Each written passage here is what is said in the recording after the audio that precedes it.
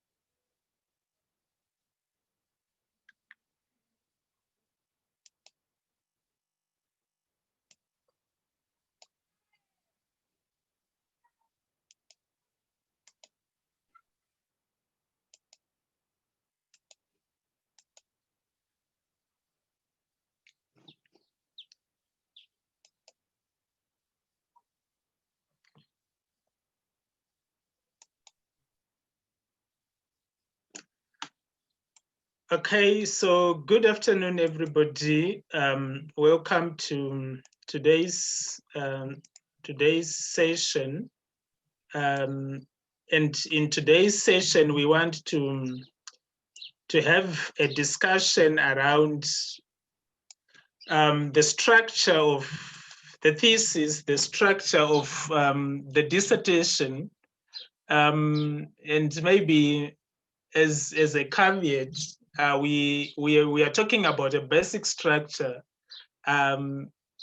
structures that university specific. You really need to inquire with your university. But what we are going through at the moment today is just a basic structure. How do we structure our work as we do the master's research, the doctoral research, maybe the postgraduate research. So, but by now we would assume that you have a decent understanding of what a dissertation is. You now have your chosen topic, and hopefully we are thinking maybe at this stage you have received the approval of your research proposal, except for Esther, who is working towards the approval of the proposal by your faculty or by your school. So those of you who are at the stage of having their work approved, you now need to start writing the dissertation itself. And maybe we would like to congratulate you for having your proposals approved, if any. So now it's time to start actual dissertation writing journey. This is quite a journey. You need to drink a lot of coffee, read a lot of research work, and for you to craft a winning dissertation, a winning thesis, you need to understand perhaps what is the structure of the document you're working on. And Dr. Mari and I, we are going to walk you through the basic dissertation structure and layout step by step. And we will start with the big picture and then zoom into each chapter, briefly discussing the core contents of each. So, like I said, we are putting in a caveat here to say what we are looking at is just a basic structure. Universities have got different structures, and you need to follow that. All we are doing is to speak to say, okay, when we look at the first chapter, perhaps what is generally the key issues that needs to be highlighted in that particular chapter. So, like I said, we are looking at a traditional dissertation thesis structure layout, which is generally used among social scientists across various universities. And like I said, universities have got variations in terms of chapters. The basic structure has got 5, but some universities might need you to have extra chapters, might need you to merge certain chapters, like maybe, and even to unmerge certain chapters, results chapter on its own, dissertation chapter on its discussion chapter on its own, conclusions and on its own, and and like that. So you might be required to have extra chapters apart from the 5, merge certain chapters, have a slightly different ordering. Some universities require you to have let's say, a literature review chapter on its own and a theoretical chapter on its own. I have seen theses like that. So others have got 5 solid chapters. Others accept 3 chapters of data presentation and analysis, like I was saying. So always check with your supervisor, always check with your department, your faculty, your school, so that you are within the prescribed structure and layout that you are expected to do. So if not, it's safe to assume that the structure we are going to discuss here is suitable for you. And one of the key issues that is very important is academic writing. You need to familiarize yourself with the diction of your area, the paraphrasing, the in-text citation, and how do people normally make arguments in your discipline. I hand over this to Dr. Murray if he wants to speak around this before we start the other issues. Okay, thank you so much, Dr. Wario. Welcome to our regular, audience in this platform. Today, again, as we have already pointed out, we are looking at the structure of how do you go about writing that dissertation, that thesis. As already mentioned by Dr. Wario, certainly our universities are different, supervisors are different. So we are not going to prescribe one, way of doing things. There are many ways of doing things, but I think over and above what we are going to say, I think we are going to give you some kind of, a direction in terms of what kind of a direction you can take. I know maybe your supervisor or your department, your faculty will come in and add in a few things to say, this is what we expect from our particular, university or school, or depending on where you are. But over and above that, we are saying most generally, most theses usually are around, these 5 chapters. They are structured around 5 chapters. You've got a chapter 1, you've got a chapter 2, you've got a chapter 3, you've got a chapter 4, and then you've got a chapter 5, and then obviously then you have to have a reference list or a bibliography towards the end. It depends with which university where you are affiliated, but it's always important to check with those authorities so that you do the right thing. But one thing that is certainly not going to, that you also need to be very, very sure about, is to say that thesis writing or dissertation writing in all strict sense is about academic writing. It's all about academic writing. So at the end of the day, you need to make sure that you pitch your arguments, you pitch the language that you're going to use, you summarize or paraphrase based on the structure or the way that is prescribed in terms of academic writing. And also in terms of in-text citation, you must know when to put whether to put the year in the brackets or outside of the brackets. When do you do that? When do you put a page number? When do you, all that stuff, you need to know that. It's some of those are basic housekeeping issues that you must always make sure you know before you plunge into the thesis writing, because certainly that is going to be very important. I think we can move on, Dr. Woy. You can speak to that. Okay, so essentially we are saying, so how do we structure a dissertation or a thesis? Generally, as we have already pointed out, first and foremost, what we want to know is the title page, where you tell us what is the title of your thesis, your name, your student number, your supervisor, why the degree program that you're doing it. Are you doing it in partial fulfillment or in full fulfillment of a certain degree program? It must be all captured on the first, what we call the title page. And then after that, you must come in and talk to us about acknowledgements page. Obviously, that is your own space where we allow you to pay homage to people that have supported you through your academic journey. It can be your parent, it can be your fiance, it can be your kids, it can be, whoever it could be your supervisor, it could be your friends, how probably they were assisting you with proofreading some of your chapters, or they were assisting you probably with prayers, whatever it was that they were assisting you, you need to acknowledge them under what we call the acknowledgements page. And then we have the abstract. The abstract is the shorter version of your thesis.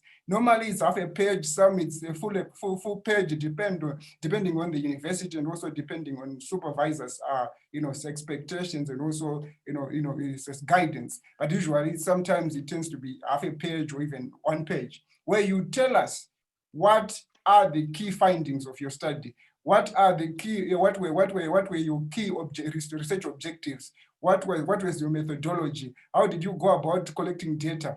And what are the recommendations? All that must be captured in that one page or half a page, what we call the abstract. It's a smaller version such that even any person who can read that page or half a page must be able to summarize your thesis within that abstract before they plunge into the fuller version that is captured under chapter 1, 2, 3, 4, and 5, depending on how many you are going to have. And then you have got what we call table of contents. Table of contents, obviously, usually nowadays you can automatically create these ones using Microsoft Word. It's easy to create nowadays as long as you have done your headings properly. You have listed the figures, the list of figures and tables that you are talking about in your study. You must make sure that you can be able to create that automatically using the MS Word version. Then after that, the next thing after that, then the core chapters, which we actually consider to be the meat of the dissertation. Here we are saying chapter 1 must be about introduction, or some would say introduction and background of the study. So you have to talk about your introduction, your background in that, and then you move on to your chapter 2, where you pretty much probably talk about your literature review and also maybe your theoretical framework can be there. In some universities, they say it may be on its own. It can be chapter 3. You have got chapter 3 as the theoretical framework, depending on what your supervisor or your school or your department requires you to do.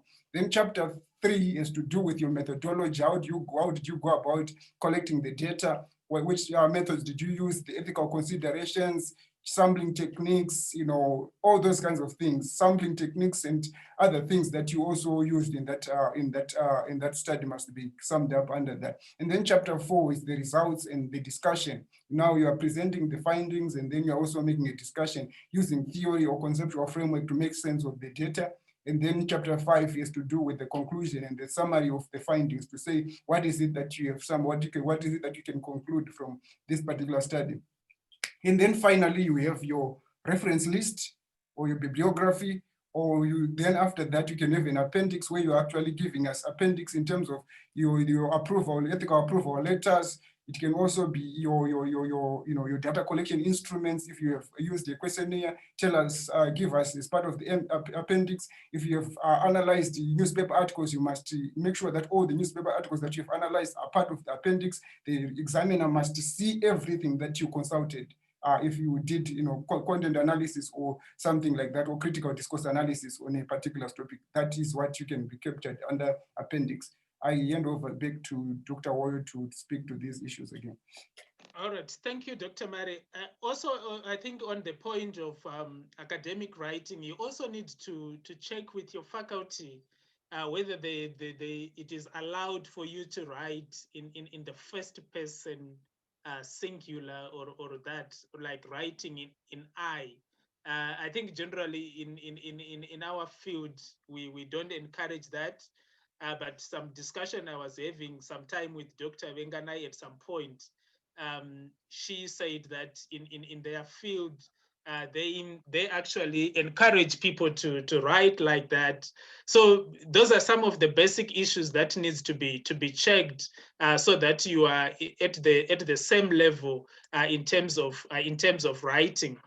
Okay, so speaking to the issue of the title, I think the title is a very important thing that students don't normally invest their amount and effort in. So the title of your dissertation, it must make some kind of good impressions to the examiner, to the reader. If I'm to read your work and I'm to examine your work, I don't need to be put off at title stage.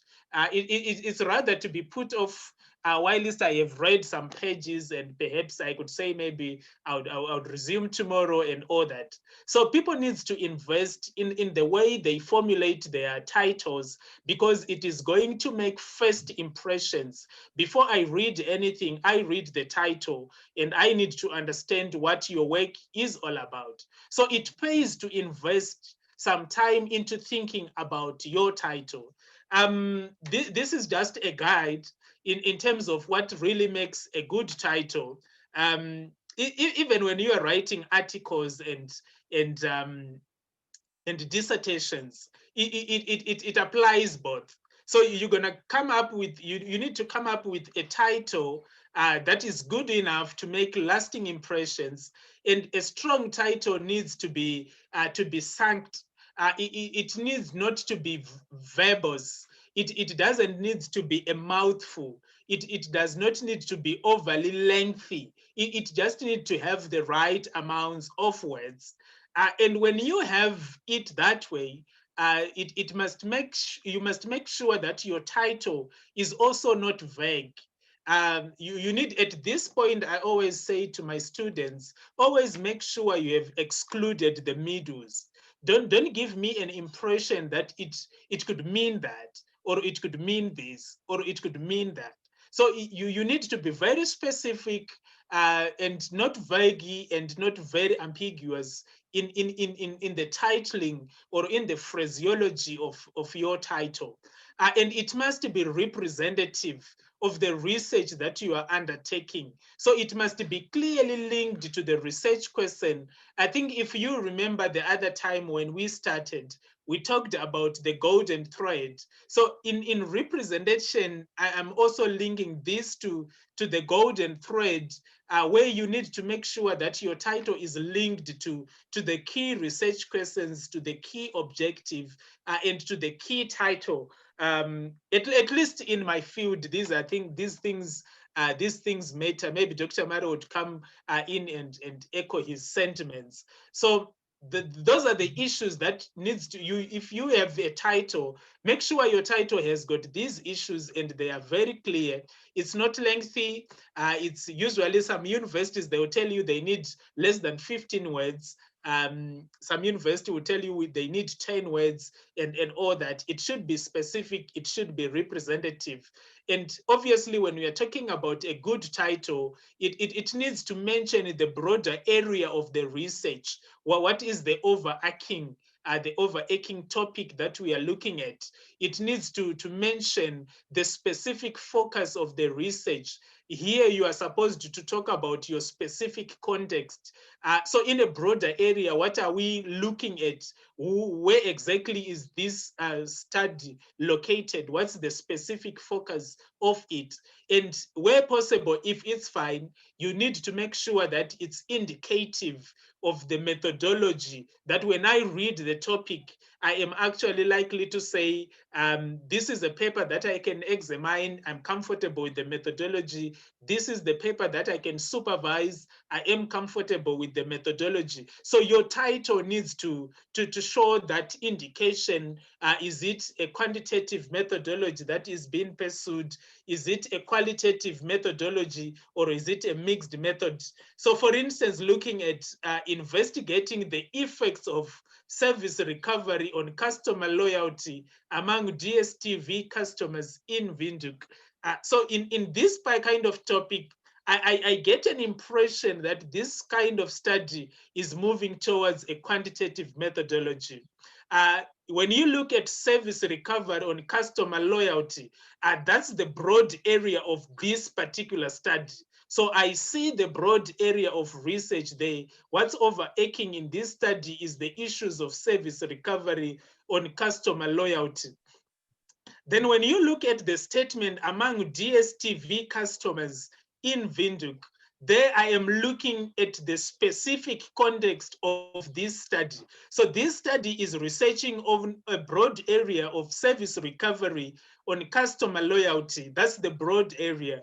And it's specifically looking at customers in a certain location, in a certain country. So it's among, so this is loyalty that has been transposed to DSTV people, to DSTV customers. So it's not loyalty among students. It's the specificity in this context is quite clear in terms of the specific area or the area of focus. So again, some universities have got specific requirements regarding the formatty, the structure of the title. I know at the University of Namibia for the masters, they always want you to start with an action verb.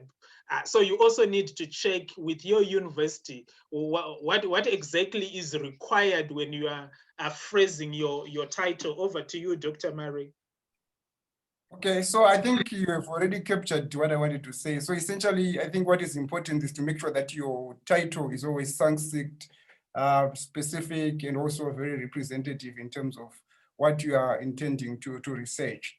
And also, it's always very important to make sure that at least there's a field of study where you are locating your study. For example, I think Dr. Wario has given an issue here with relations to customer loyalty, for example, as a field of study. So it's always very important to say, what is the field of study at the end of the day? Where can you go and draw in terms of literature review to feed into that particular study that you want to do? Otherwise, if you don't locate it within a broader area, it becomes really difficult to know where again you are going to actually draw your existing literature to build on, so that you can actually, conduct that particular study successfully. So I think we can move on to the next page. You can talk about this if you are ready. Yeah, so again, I think this is also very important. The acknowledgements page, as I've already pointed out, it provides you an opportunity for you to, to pay homage to the people that have assisted you throughout your research journey, as I've already pointed out. Sometimes also, generally, it's also optional. It won't, you won't be awarded marks for doing that, but I think it's part of good practice. We understand that we are human beings at the end of the day.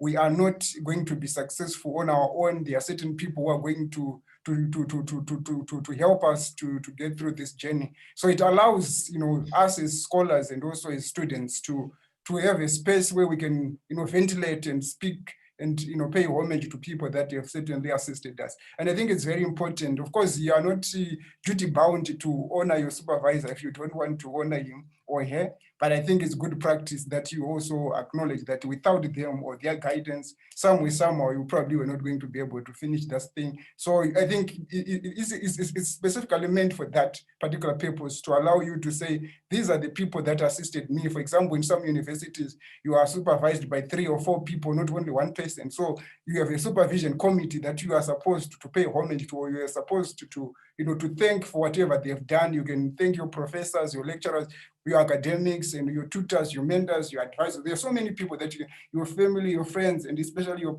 spouse, for those who are married or who are in a relationship. It depends. But one thing that I just want to caution is that, for example, let's say you are in a relationship and you pay homage to somebody, and the three years down the line in that relationship, he dies or something like that. Certainly, the name we can't go back to the library to retrieve and delete that name if that name has already been put there.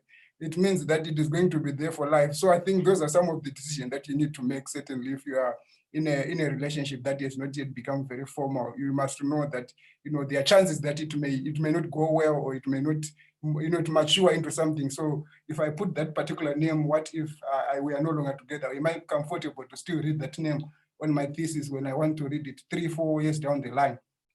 And again, you can thank your supervisors, as we have already pointed out. Be sincere about it. Say whatever is coming from your heart, because it's always very important to acknowledge. Sometimes you may not have the money or the financial power to say, okay, I'm going to take you for lunch. But I think that word that you're going to say through this particular platform it goes a long way to just thank somebody. Because remember, people always laugh at us as academics and also teachers that teaching is a thankless profession. So I think this is the space where you probably have to thank us, in as much as you may not be able to thank us in monetary or non-monetary ways. As part of having assisted you to get to wherever you wanted to get in your life. I don't know if Dr. Wario has something to say here.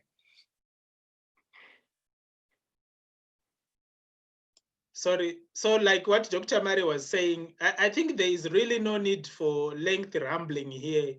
Just to be straight to the point when you are writing it, and in a page or less, you should be able to write your acknowledgements and all that. So the other good thing is perhaps we are also going to look at this perhaps in terms of how do we actually write these things. Is the dissertation abstract. This is part of your dissertation that serves to provide the first time reader, maybe the examiner, the moderator, with a bigger picture in terms of the project that you are working on. So an abstract should give one an understanding of the key insights and key findings from the research without them reading maybe your 200-page document, your 400-page document. So it should be able to stand alone. It should be able to stand on its own. So for it to be able to stand alone, it should cover these basic points. Firstly, it must cover what was the research aim, what was the research question, what was the research objective that you were dealing with in this particular study. So your research questions and aims, they need to stand out clearly in the abstract, and this should be done immediately in the first paragraph of your abstract. So what are the key questions that your research aimed to answer? This should be discussed and be presented in the abstract. Secondly, as Dr. Mari was saying, you must also articulate in your abstract the methodology that was employed. How did you go about investigating the broad area you introduced in your title, in terms of how did you find the answers to your research question? So you need also to give that space amount of time in terms of talking to methodology. Then you also talk about your findings following your own research. What did you discover? So in the abstract, it's important to discuss key findings of the study. Those are the ones that should be in the abstract. Then you also make conclusions. Most of the times people write in conclusion, but they don't conclude. You really need to make conclusions. And when you write conclusions, we are looking at issues like, based on your findings, what conclusions did you draw from your findings? What answers did you find to your research questions? So your conclusions should always be linked to the research questions, to the research objectives. What is it that you found? What's the significance of the results that you have generated? Over to you, Dr. Mari. Okay, I think we can move on to the next so that we can finish on time. Okay. Yeah, so the other, okay, you can go. No, go ahead. Okay, so the issue that follows then is the issue of the table of contents, as we have already pointed out earlier. This section usually is very straightforward. It's an issue of pretty much coming up with the contents in terms of what is it that is contained in your studies, the page number, the title, the subheadings, the figures, the tables, if there are images and all these kinds of things that you have used. All that should be captured. You know, sometimes after the table of content, some actually insist that you must have a list of abbreviations. If you have used any acronyms, you must have a list of them again, and make sure that you also capture it so that whoever is going to read must be able to know which acronyms were used in this particular thesis. You can move on to the next slide.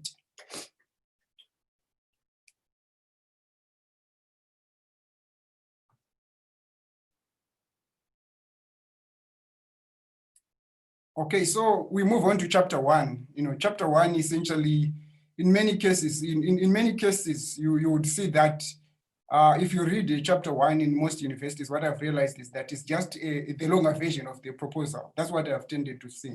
So it's just an issue of beefing up your proposal most of the time. That's what you usually find in the proposal. So it's pretty much, for example, if it was statement of the problem, you're adding more flesh. If it was background of the study, you're adding more flesh, you are adding more literature there. If it was a literature review, if it was a theoretical framework, you're also adding more flesh to say what does the theory enable you to do, what does it help you to accomplish. If it is the research objectives, again, you're giving us. If it's the methodology, if there are a list of keywords or key concepts that you need to define, there is some way where you also write and tell us exactly which are the key concepts that we need to be able to know and how we are going to use them in that particular chapter. So this particular chapter needs to start from the very beginning and should adhere to the following, actually try to deal with the following questions.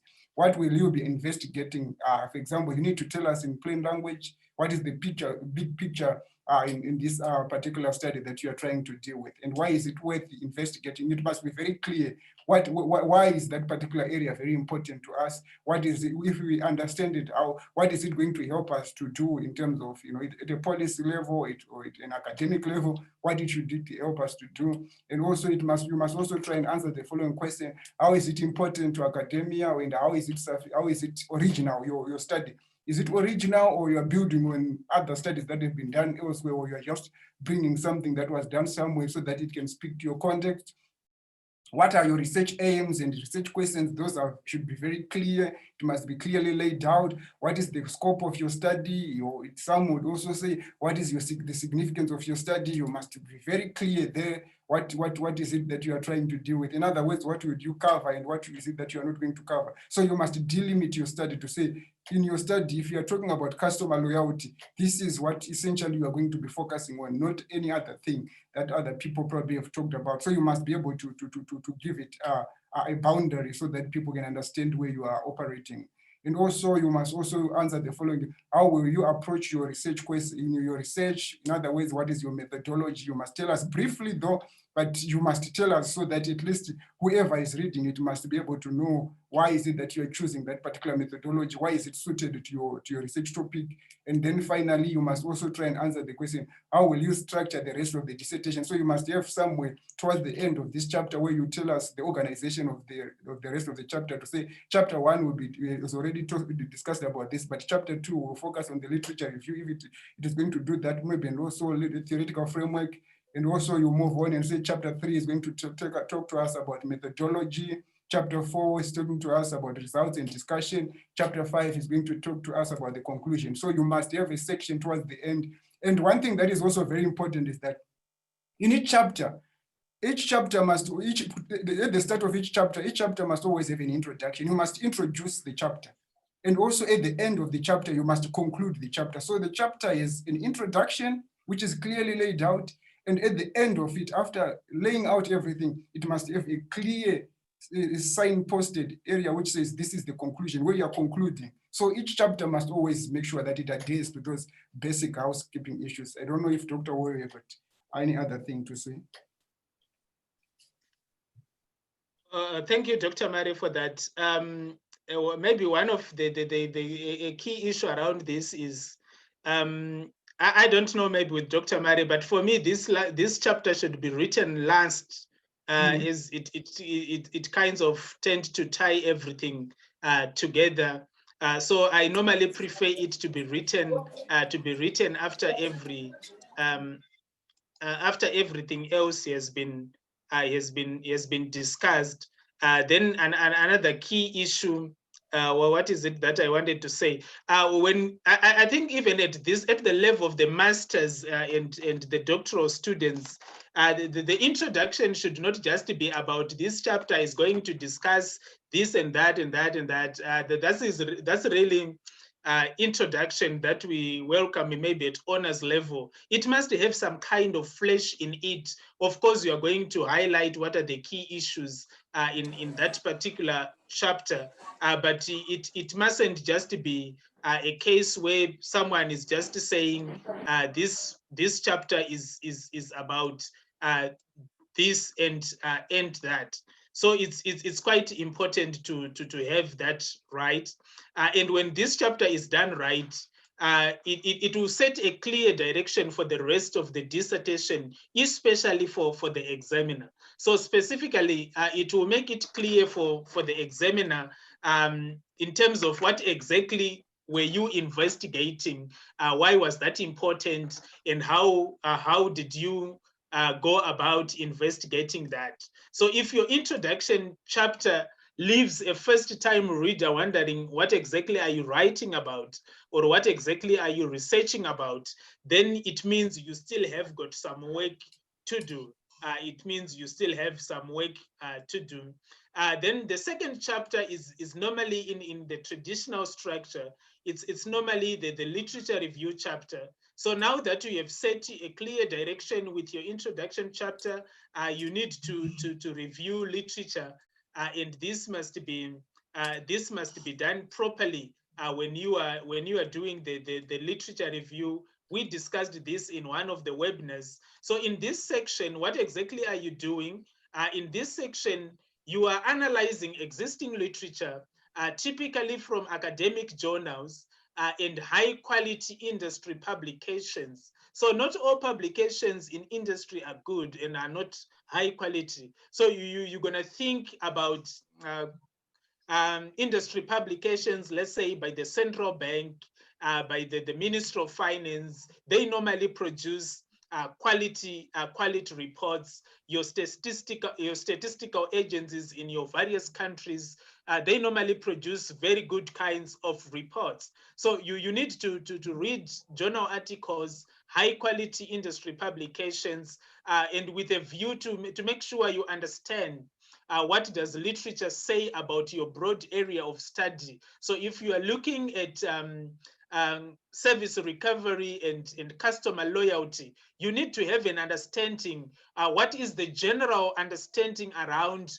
literature in terms of the area you are investigating? So what does literature say? What kind of gaps emerges in that? So for you to get that sense, you need to read around. When you read around, you're going to find information regarding whether literature is lacking or whether literature is quite established in that area. So it's always nice to know at the level of masters and doctoral students, to know whether the students are able to show that literature in their broad area of study is lacking, and they give evidence for that, or they show literature is well established and give evidence for that, and still show that even if it's well established, their study still has got value, and give evidence for that. So you need to review literature to show whether your studies are lacking, or whether in your area the studies has reached the saturation, whether it is divided in terms of the construct you are measuring. Is loyalty measured the same? Is there a disagreement in that? Is like recently I am quite seeing a lot of interesting perspectives around the beauty of e-learning. There is a whole lot of disagreement about how pedagogy should go post-COVID. So you need to establish that. You also need to establish whether there's convergence of issues. What are scholars agreeing on? And does it help your study? How does your research fit into the bigger picture? So for you to get to this point, you need to scan, to review literature, what it says currently, whether it's lacking or establishing, and you're going to find out how does it fit into your bigger picture.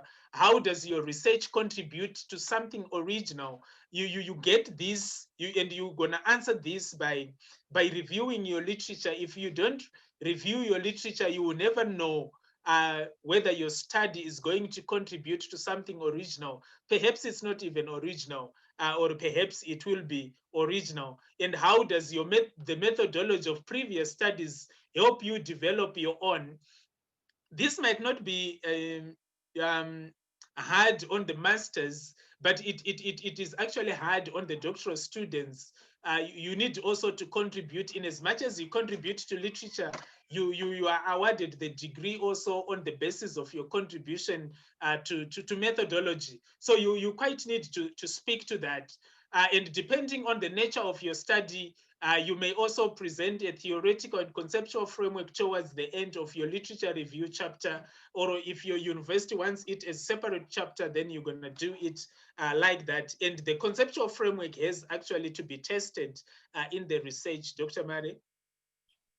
Okay, thanks, Dr. Wario. So I think you have highlighted most of the key issues, but to say that I think you need to, as you write your literature review, I think again, you need to go back and cross-check with your supervisor or department in terms of whether they would want you to just write a full-blown literature review on its own, and then you separate it with your theoretical and or conceptual framework, depending on the circumstances at your universities. I think it's very important. Otherwise, you may find yourself writing a lot around literature review, and then all of a sudden when you're done, you're told, but where is the theoretical framework in this? So I think it's always very important before you plunge into to know what are the requirements around that, so that you clearly know how much effort and also how many pages to push. Because some universities are also very particular. They don't usually care about how many chapters, they care about the number of words that you're going to put in your thesis. Some would say 90,000 words, some would say 100 and something, 120,000 words. So it depends. You need to also to familiarize yourself in terms of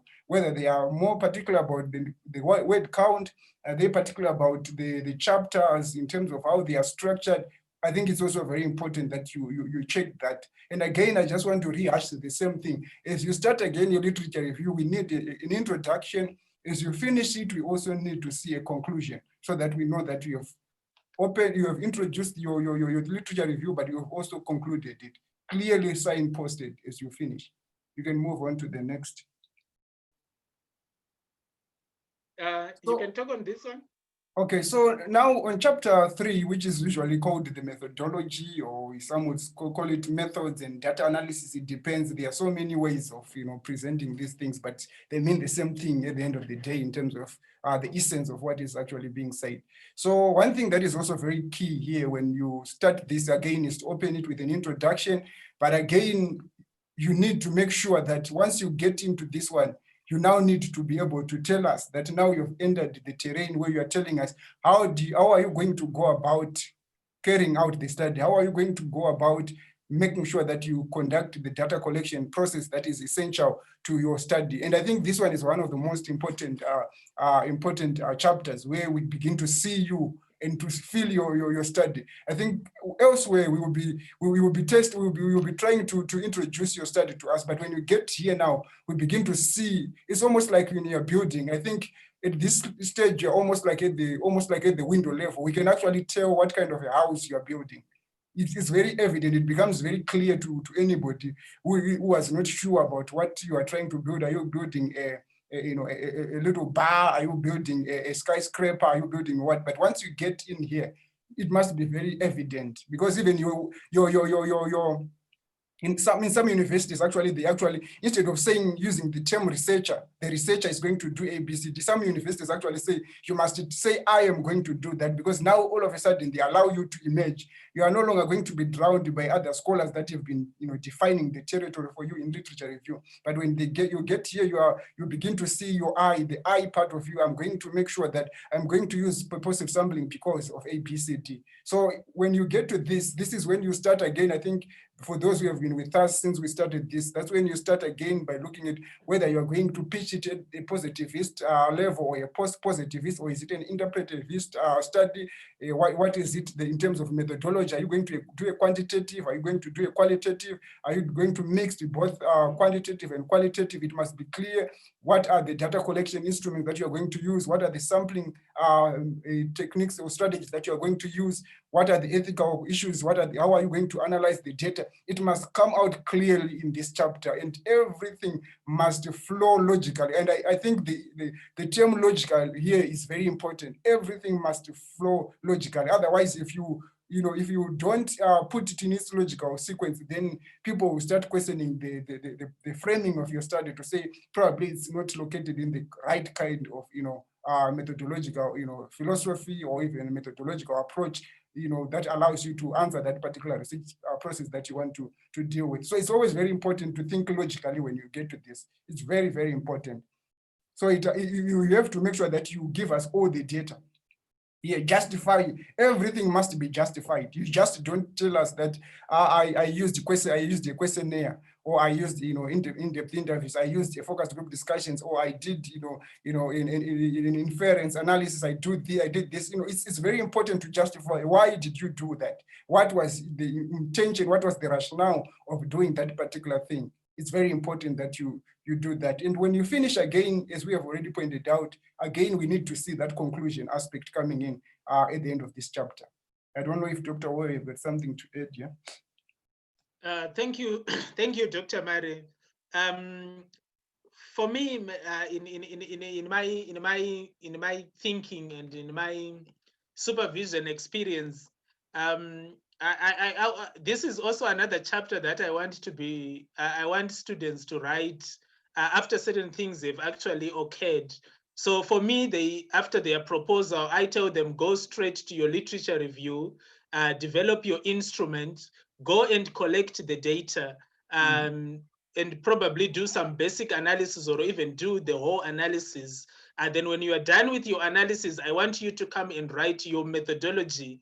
And then you explain to me exactly what you did when you were collecting the data and when you did everything else.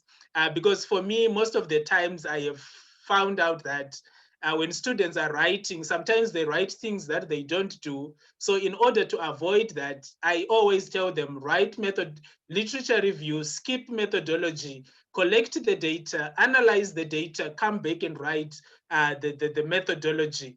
Because for me, I think even when I examine thesis, I spend more time reading this chapter because it is this chapter that demonstrates the research skills of the student and the research skills of the examiner. And like what Dr. Mari was saying, examiners want to see that you know the methods you have employed and you can actually articulate why you have chosen a qualitative methodology, a quantitative methodology, and a mixed methodology, and you know how to deploy them effectively. So this chapter, for me, it requires a lot of detail. It does not require you to hold back. Everything you write in this chapter has to be justified from the design, the population, the sample size, the methods of data collection, the methods of analysis. Everything about this chapter really has to be justified. So once this is done, you have collected your data, undertaken your analysis, whether it's qualitative, it's quantitative, or it's mixed methods in its various forms of mixed methods.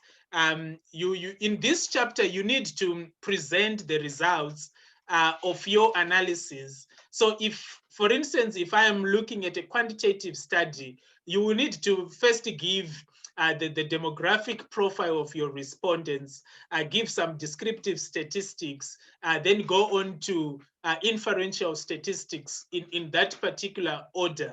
Maybe Dr. Mare might come in later and see and share how normally qualitative studies are organized. But for quantitative, that's the general order. You do your demographic, you do your descriptive statistics, you do your factor analysis, your reliability analysis, you go on for the inferential analysis of your data. And some universities would want you to combine the presentation of the results and the analysis of the results in this chapter. Some universities might want them separated, where maybe chapter 4, you simply present your results, and then the next chapter you interpret the results. So in a combined chapter, you present the results, then you go on to tell us what do these results mean. So you need, when you are interpreting the data at this same time with analysis, you need to discuss, when you find this result, when you found this result, what does it mean? So you need to discuss your results, the meaning of your results, especially in relation to your objective. So if you were measuring a relationship between service recovery and loyalty, and your p-value is actually greater than 5, what does that mean? If your hypothesis has not been supported, what does that mean? So you need to interpret the results. And when you interpret the results, most of the time students in quantitative, they tend to interpret positive results only. I also want to hear negative results. Every result you have matters. So it's not about you interpreting only things that have been confirmed. You also need to interpret things that have not been confirmed. So what you discuss here largely depends on your chosen methodology. So if you have gone for quantitative route, you need to discuss the relationship between variables, the reliability of the variables. If you are doing a measurement model, you need to show whether this model is the validity, the reliability, and all those kind of issues around that. So if you have gone for a qualitative route, then you need to discuss key themes and meanings that comes from the themes. So it actually depends with the design you have chosen. So you need to discuss your results, linking them to your objectives, your research questions, your aim, and also linking them to literature. What you found, what does is it different from what Dr. Mary has found in previous studies, or it's the same? And if it's different, in what ways is it different, and what does that mean? If it's the same, in what way is it the same, and what does that mean? So what does that mean is a key issue that should come out in the data presentation and analysis. What do the results tell you about your research question? Are they actually aligned with the research, or they are at odds? If so, why are they at odds? If so, why are they aligned? So you need to dig deeper into your findings and explain what the findings suggest. And you must do this in plain English, not in complicated stuff. Over to you, Dr. Murray. Okay, thanks so much, Dr. Warren. So when you come to this from a qualitative study, again, is what Dr. Warren was pointing out. This one is almost also it's also a very technical chapter in many ways, because I think this is where you are tested to the highest degree. Because essentially what you are answering here is the so what. What is it that you found out from the field? What is it that you found out from whatever instrument that you have been using? And what do these what does this raw data tell us? And what does it mean? What are its implications in terms of the broader field of study, but also in terms of what you were looking at that point in time? So from a qualitative study, we have got many ways of actually dealing with these issues. And one way of doing that is that for you, when you come to the results and data presentation chapter, either you can actually decide to say, okay, I want to use what we call an objective-based method, whereby you, for example, you say, you go back to your chapter 1, for example, and way to your proposal and look at the research objective, say, what was your research objective number 1 all about? So when you come here, we want to see you answering here. You have to say, maybe you find a thematic way of actually, presenting that objective, and say, objective 1, this is what I found out in relation to objective number 1. This is what I found out. If you want, you were probably talking about perceptions on customer loyalty, for example. That probably was one of your objectives. You come here and list and tell us exactly what is it that you found from all the instruments that you have used in relation to that objective. And then you go to objective number 2, you go to objective number 3, you give us all the data. But one thing that I just want to say before I finish on this objective-based approach is that some universities would want you to actually separate data presentation and data analysis, or data, analysis of the data. So you may present your data to say exactly this is what I found in relation to this objective. And after that, you then have another subsection where you say, what are the implications of this data? There you are bringing your data, your literature, and your theoretical framework. Your theoretical framework, your literature, and your data must speak to each other. If they are not speaking to each other, then obviously somewhere, maybe you are using a theoretical framework, or the data set that you are using, or the literature that you have surveyed is not the right literature for that. Or if it's not confirming that, maybe it's disapproving what has been found. Also, it's also again fine, as long as you can demonstrate that in as much as there is existing literature that points to this kind of phenomenon. In my case, or in my context, I have found that it is actually contrary, and this is what the data set actually demonstrates. So that is one way of doing it. The other way of also doing it is actually to use what we call a research instrument-based approach to data presentation, where, for example, let's say you have used the focus group discussions, you have used in-depth interviews, you have used the document analysis. So you present each data according to the instrument that you have used. So you can, for example, you can say, you can have a data set that speaks specifically to focus group discussion, to say, based on the focus group discussions I did with the 4, maybe focus group discussions amongst this is the kind of information that I found. And then in terms of the interviews, face-to-face interviews that I did, this is also the data that I found. And then you move on again to say, in terms of the document analysis, this is also what I found out, so that you can clearly demarcate them according to the instrument. But the problem with that kind of approach that I just want to raise is that usually if you use what we call the research instrument-based approach, you are likely to duplicate things that are coming, because remember, each instrument can actually give you the same data set, but sometimes you want to complement with others. So the approach of actually using an objective-based approach is actually better, because it allows you to focus on the objective and to answer the objective is better and as quickly and also as efficiently as you can. But if you use this research-based approach, you're likely to end up duplicating information. So what you found again in relation to perceptions of customer loyalty on using a focus group, you may actually recur again in a document analysis. So at the end of the day, you end up having things that are jumbled up. And that's why most scholars don't usually want to use that kind of an approach. It can only be used when you are very sure about what you are going to limit your data instruments to, and what you are going to be able to find with that. And then lastly, the most important, which I think is also very important, but usually it's used by experienced researchers, where you use what we call a thematic-based analysis. So you make sure that if you have used the 3 instruments, you have used the face-to-face, you have used the focus group discussions, you have used the document analysis, you have used ethnography, you go through all these instruments and look at the data, you read the data as much as you can. We recommend that you must make sure you read your data set almost 3 times before you can start writing anything.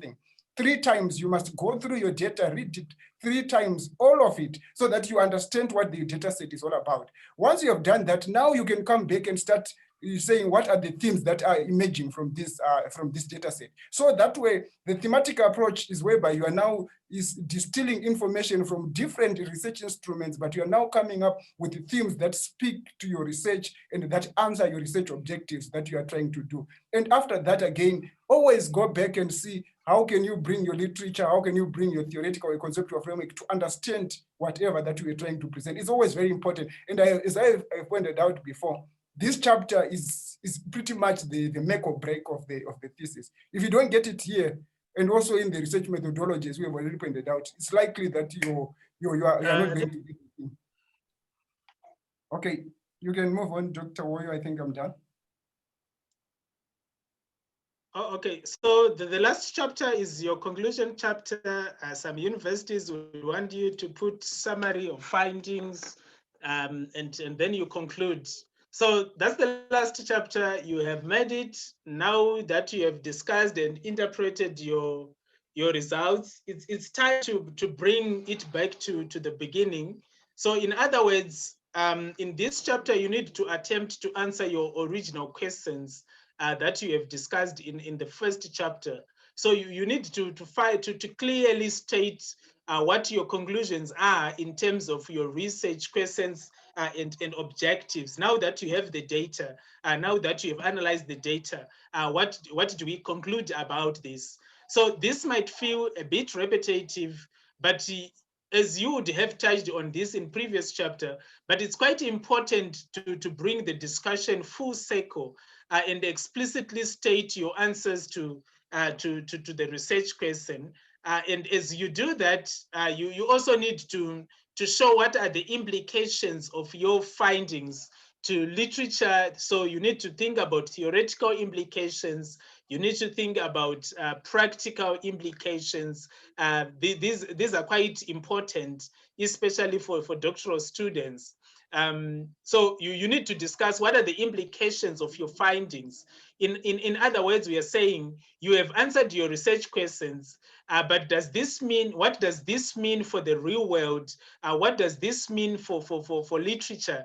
Well, what have you aided? Are these results going to improve practice? What should be done now differently, given that you have given us some new insights into the relationship between maybe gentrification and other stuff you are working on? you should discuss this in terms of the implications to theory, in terms of the implications to practice. You should also be able to discuss in this chapter what were your limitations of the research. And in this section, you need also to look at well, what is it that you are recommending other scholars to do in future research. So no study is perfect, especially at master's and doctoral level. You need to discuss the shortcomings of your study. Perhaps your methodology was limited. Perhaps your sample size was not big enough. Perhaps your methods of data analysis was flawed, or perhaps your method of data analysis could have been improved. Perhaps your instrument could have been improved. Maybe instead of using the instrument in one language, it could actually be beneficial if this instrument is translated into a different language. That becomes a limitation. So at this level, we are saying, don't be afraid to critique your work. The examiners, they want to see that you can actually identify limitations of your own work. So this is not a weakness. This is actually a strength, and you should be able to be brutal around how you discuss your limitations of the study in the conclusions chapter. You can take over, Dr. Mari. Okay, so finally, in this chapter again, as Dr. Ho has pointed out, it's pretty much, preempting what is it that you can conclude, what are the major implications of your study vis-a-vis what has been happening. In some studies, actually, they would say you also want to see you talking about recommendations in this particular study. Not only that, you also need to talk about areas for future, future research to say, what is it that you have not really looked at? Or maybe you can say, I used a qualitative study, and therefore anybody who wants to look at this particular study, maybe next time may choose to actually use a quantitative data set, or actually a mixed methods approach, or maybe I use this particular theoretical or conceptual framework. Maybe somebody who wants to look at this study can also do that, probably using a totally different theoretical framework, and see what exactly is going to come out of that. Or probably you can say, maybe my sample size was a bit small. Somebody who is going to do this can actually do it at a bigger sample size, so that at the end of the day, they will be able to come up with certain findings that probably contradict or actually confirm what I've done. So it's always very important that when you come to this last part, you are always very brutal, as Dr. Wario has said. Make sure that you know that you have mastered. If it's mastering the field, you must demonstrate that you've mastered the field.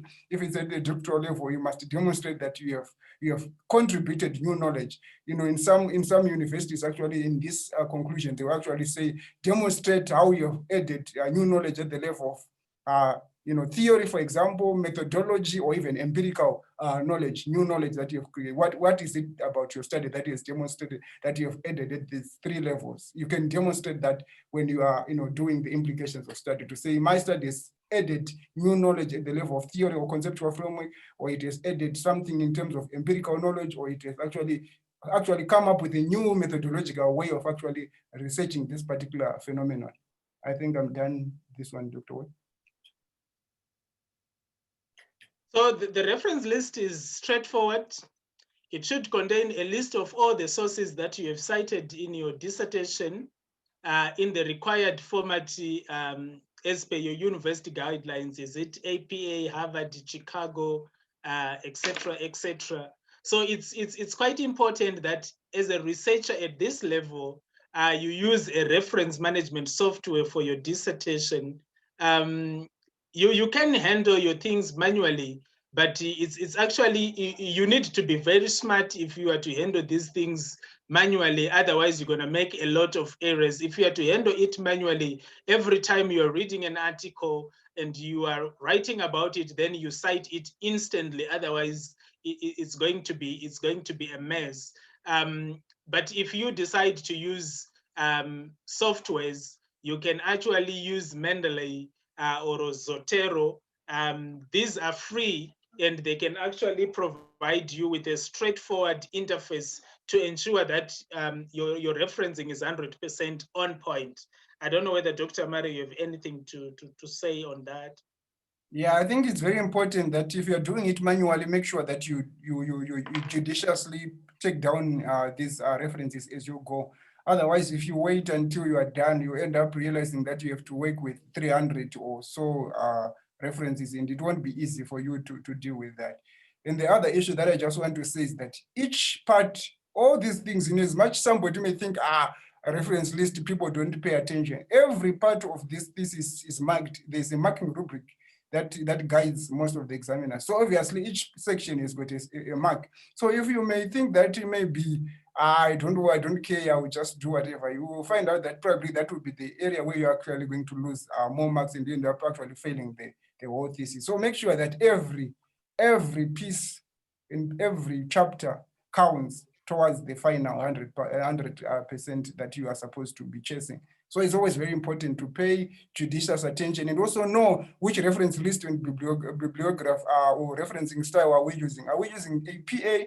Are we using Harvard? Are we using Chicago? You must always be very sure about that so that you do the right thing when it comes, because I can tell you, so examiners go through this list and they can actually give you, sections where they can say this particular source was used in text, but I'm not seeing it in the reference list. What happened to it? And as a result, you will lose marks as a result of that. I think I'm done. Yeah, so I think that was all from us. And I have two questions here. One says, at proposal level for doctorate, how detailed should one be on the methodology? In the proposal of a doctorate student, how detailed should one be in terms of the methodology?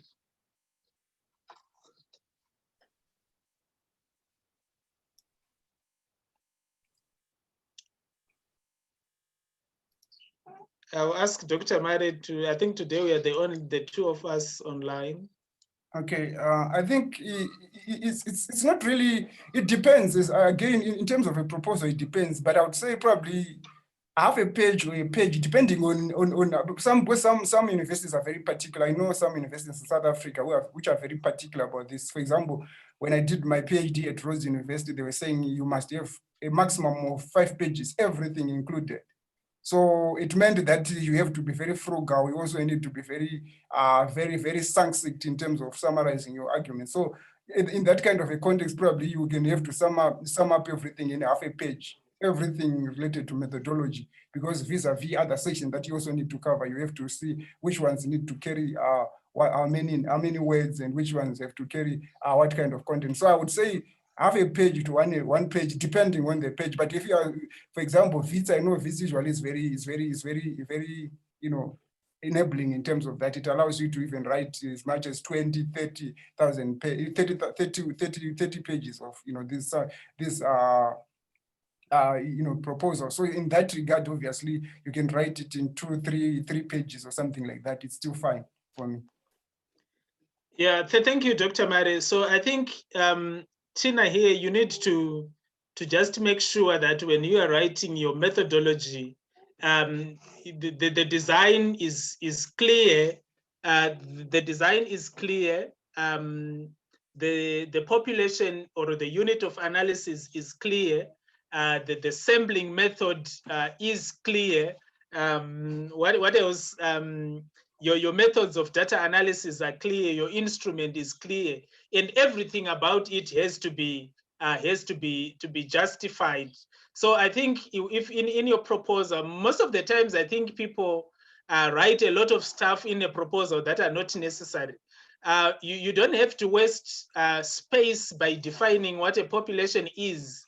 Dr. Mare knows what a population is.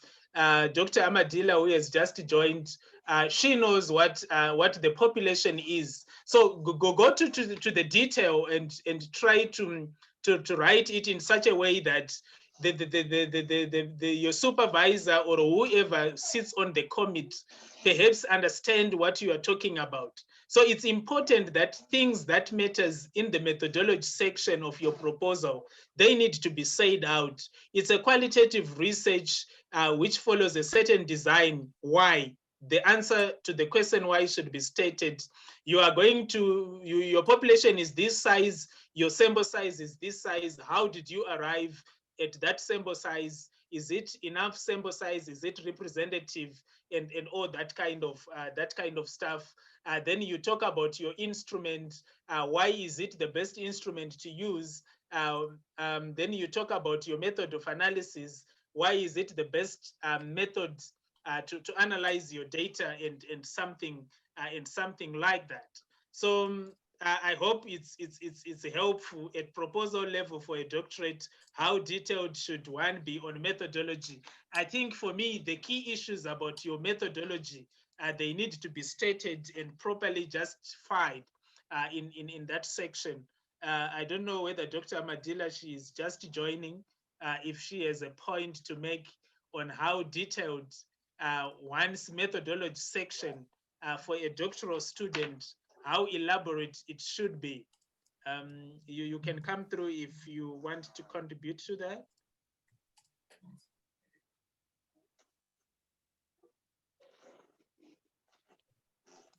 No, Doctor, just gonna just join. Oh, okay.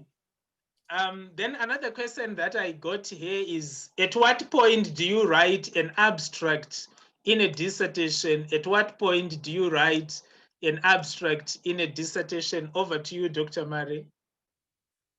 Thanks, Dr. Woyo. I would say that at the end, I think we emphasize this thing when we're saying, especially the chapter 1, as you write as you are writing chapter 1 at the end, when after writing chapter 1, which is probably one of your last chapters, then that's when you can only start thinking of writing an abstract. Because the abstract, as you said, it's a summary of everything. So you can't summarize anything before you actually have done, the study that is required. So make sure you finished all the other chapters, and when you are done with everything, then say, what are my key, for example, just ask yourself, what are my key research findings? What is it that you want to communicate to the next person in terms of what I have found in terms of this study? And if you can ask and answer those questions, then you can then be able to say, how am I going to be able to answer, and write my abstract? So the abstract must actually be the last, one of the very, very last documents. Okay, thank you for that. I don't know if there are any other issues that we might discuss maybe the next minutes or so. If there are any other questions that people might want to ask.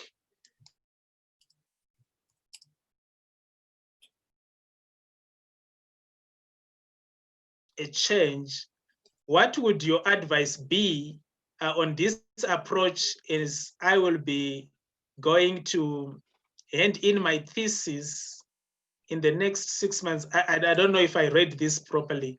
My results are not in this traditional, but each objective stands alone as a change. What would be your advice on this approach as I will be going into thesis writing she's going into thesis writing in the next 6 months. Thesis writing in the next 6 months. Dr. Murray, did you get this? No, I didn't. Precious, can you just put on your mic and say it? Dr. Woyo, it's not change, it's chapter ended. Another word there, it's chapter. I'm not doing it in the traditional chronological way, like the way you explained it, that you do. After methodology, you go to chapter 5, which is results, combined results and discussion. Mine is in such a way that are you doing it? Is it the same way like it's done at the University of Stellenbosch? I don't know. My master's was the same way as you explained. Is it through publications, something like that? Yes, it's also through publications, but at the end you need to do a write-up of everything. Oh. So are we looking like at each chapter you need to have one objective and then you write kind of an article? Yes. Like is it what you're saying?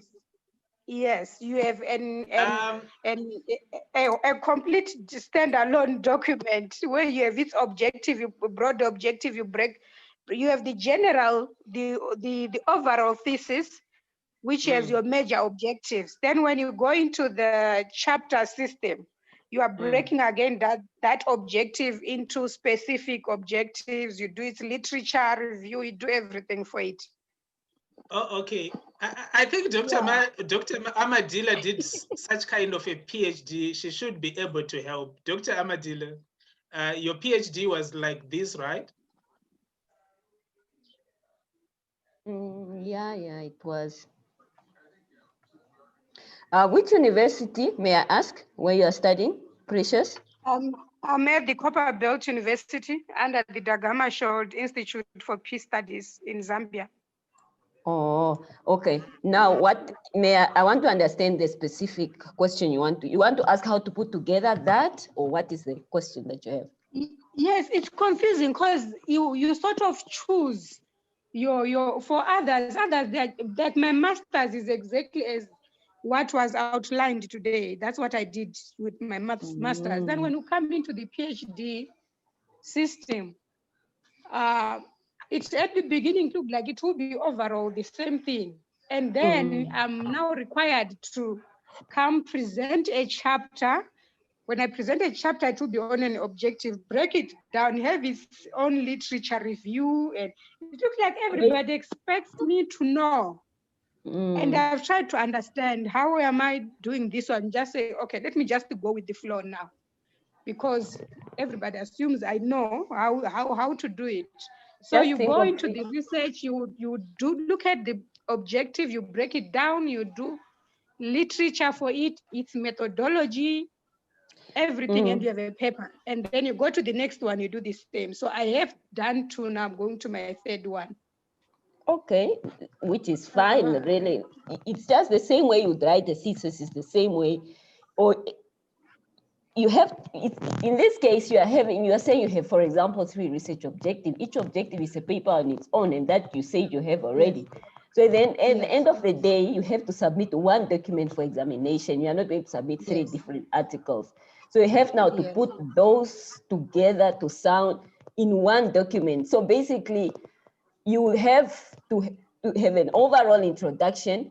Then I would think after that overall introduction to tell the reader what's your project all about and give us a background. In between there, then that's going to be followed now by your 3 research objectives, which will be 3 papers, each one with its own background, methodology, literature review, and conclusion. And then your last chapter will be the overall literature review as well, but I expected that. Yes, you can have that. For example, you can have a theoretical framework that guides your entire document. So you can have an introduction or background, followed by theoretical framework, and then you can bring in your 3 chapters. And then you can, after that, you also have to have an overall conclusion and implications of your study. Oh my word. It looks like a lot of work than just the... Yeah, welcome to the PhD. Because it looks like now I'm repeating now. I did all the overall literature review, overall methodology, and then you go back, you break down everything into bits and pieces specific to this chapter. Yeah. Okay. Thank you so much for the clarifications. Okay. All right. So thank you, Dr. Amadila, for that. I hope, Precious, you have been helped in terms of how you need to organize your work as you proceed with the doctoral studies. So she's saying thank you there. Who was this? I think Junius, your hand was up.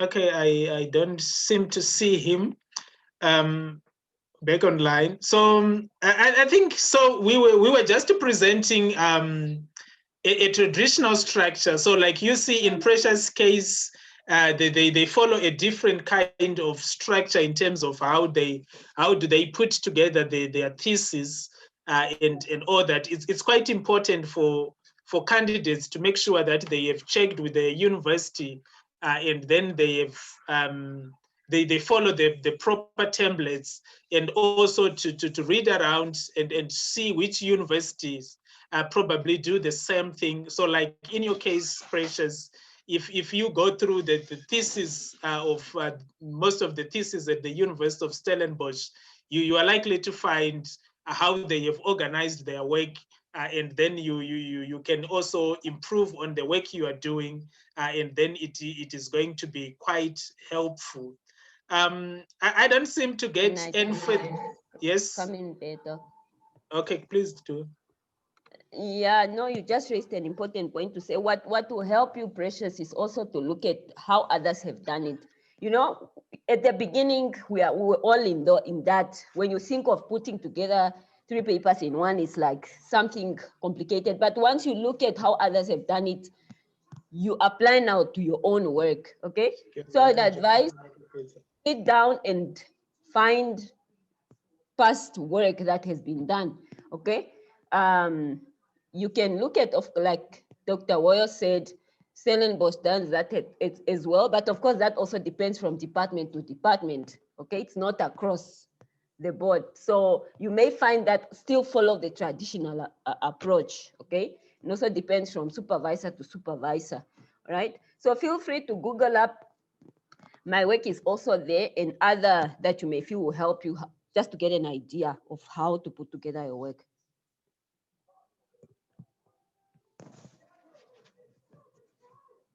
Hello, can you hear me? Yes, I can hear you. Thank you for that. So I have put in the comment there, you can check your work. I have put your full name, so you can check your thesis and try to see how she has organized her work, and then you improve on that. Dr. Mare, anything to say? I think the audience, perhaps we tackled something that they are not yet doing, so they might not be as interested as other issues that we were tackling in the previous weeks. Yeah, I think, but it's still fine because I think they can always come back to this later because it's always going to be a recording. So I think it's very important also to know, even if you are not yet done with your research proposal, to know the road that you need to travel, and what kind of support, and also in terms of preparation that you need to make sure that you cover that ground. So I hope certainly in few months' time, certainly you will still be able to see the importance of some of the issues that we try to tackle with this particular day.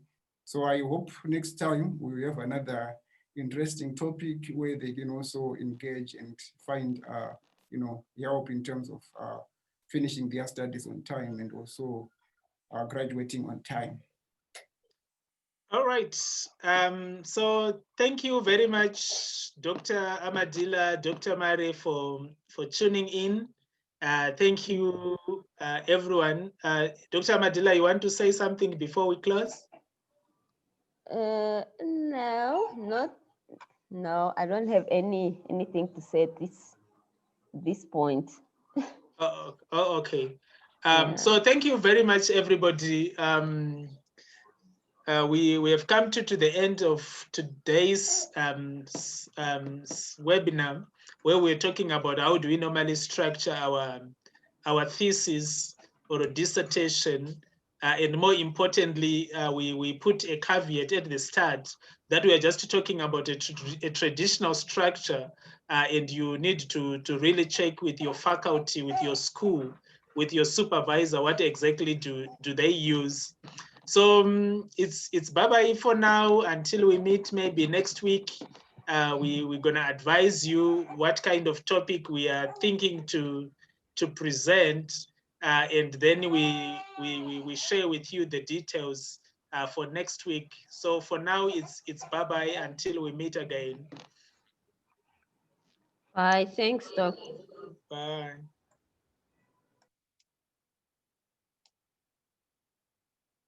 Bye-bye. Bye, Doc. Bye, thank you. Bye-bye.